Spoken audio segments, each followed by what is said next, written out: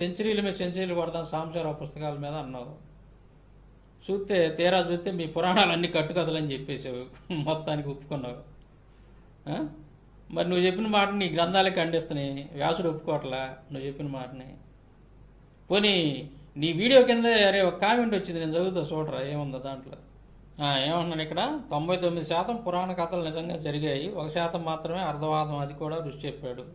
పురాణాల్లో రామాయణం భారతం ఉన్నాయి, మీరు కొంచెం చూసుకోండి, లేదా సనాతన ధర్మం బీటలు పట్టడానికి మీరు కారణం అవుతారు.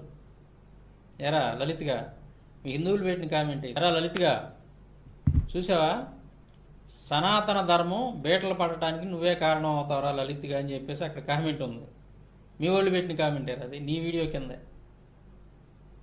ఏంది అంటే నువ్వు చెప్పిన విషయాన్ని పాపం నీ గ్రంథాలు ఒప్పుకోవట్లేదు, వాళ్ళు ఒప్పుకోవట్లేదు, కానీ నేను ఒప్పుకుంటాను రా. ఏంది పురాణాలన్నీ కట్టుకథలన్నీ నువ్వు ఏదైతే చెబుతున్నావో ఎగ్జాక్ట్లీ కరెక్ట్ అది. అయితే నువ్వు పురాణాల దగ్గర ఆగిపోయావు, మిగిలినటువంటి నీ యొక్క మత గ్రంథాలన్నీ కూడా కట్టుకథలే, పెట్టకథలు కట్టుకథలే. ఎందుకంటే ఎటువంటి హిస్టారికల్ ఎవిడెన్స్ కానీ ఆర్కియాలజీ ఎవిడెన్స్ కానీ ఏమి లేవు కదా.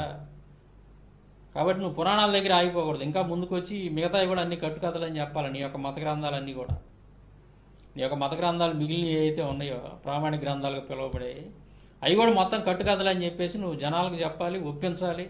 ఈ 2 పుస్తకాలు సిరీస్ అయిపోయేసరికి నువ్వు కూడా మరి మారు మనసు పొందాలని చెప్పి నేను మనస్ఫూర్తిగా కోరుకుంటున్నాను లలిత్గా. సో మొత్తానికి మన పుస్తకాలు ఇంత తొందరగా రిజల్ట్ చూపిస్తే అని అనుకోలే నేనైతే. కరుడు కట్టినటువంటి మతోన్మాదుల చేత కూడా ఒప్పింపజేస్తున్నాయి. దెబ్బకి వాళ్ళ పురాణాలన్నీ కూడా కట్టుకథలు అని చెప్పేసి ఈ గ్రంథాలు చెప్పించినాయి అని అంటే నిజంగా నేను దేవుని స్తోత్రం తెలియజేస్తున్నాను. ఈ గ్రంథాల ద్వారా దేవుడు ఎలాంటి మహత్కార్యాన్ని చేసినది. ఇది వీటి గురించి అంత ఆషామాషి పుస్తకాలు ఏం కాదు, తెలుసు లలిత్ గాడికి. అందుకే వాడు ముందుకు వచ్చి గడగడగడ ఉనుకుతా ముందుకు వచ్చి ఏదో సొరకాయ కోతలు కోతున్నాడు. వాడికి తెలుసు, వాడికే కాదు ఈ బుక్స్ చదివిన వాళ్ళందరికీ తెలుసు ఇప్పటికే ఇందులో ఏముందనేది. ఇవి మతోన్మాదాన్ని కూల్చేటటువంటి 2 మిసైల్స్ అన్న సంగతి ఇప్పటికే అర్థమైపోయింది జనం. మరి విఘ్నులైనటువంటి 5 సహోదరులకు వాళ్ళ కళ్ళు తెరిపించేటటువంటి పుస్తకాలు. వీటిని నేను రాసినటువంటి నా ఉద్దేశం ఏంటంటే, ఇది ఏదో వాళ్ళ మతాన్ని కించపరచాలనో లేకపోతే వాళ్ళ మీద ఏదో మనం దాడి చేయాలనో కాదు.